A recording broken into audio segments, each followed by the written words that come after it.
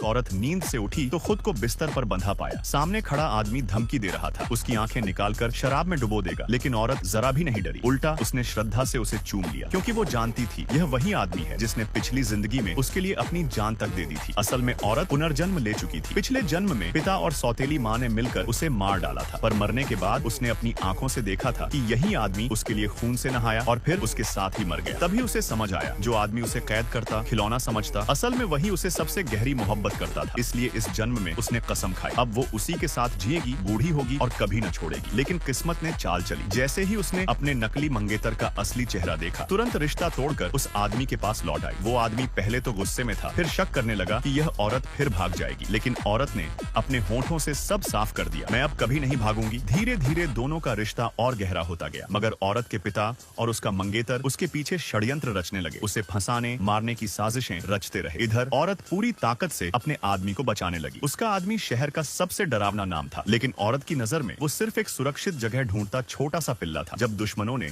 उसे घेर कर पीठ पर वार किया, वो मौत के करीब जा पहुंचा। तभी औरत पागलों की तरह दौड़कर पहुंची। उसने लकड़ी उठाई और दुश्मनों को ललकारा, आज अगर किसी ने इसे छुआ तो मैं सबको खत्म कर दूंगी। उसकी आंखों में आंसू थे, पर हिम्मत में आग। उसने कसम खाई, इस बार हम दोनों मिलकर जिएंगे, मरना होगा तो बूढ़े होकर साथ मरेंगे, अब बीच में कोई हमें जुदा नहीं करेगा। पर औरत को नहीं पता था, उसकी कसम सुनकर किस्मत ने मुस्कुराना शुरू कर दिया था। अब उनके सामने ऐसा दुश्मन आने वाला था जिससे टकराने के बाद उनका प्यार ही असली इम्तिहान बनेगा।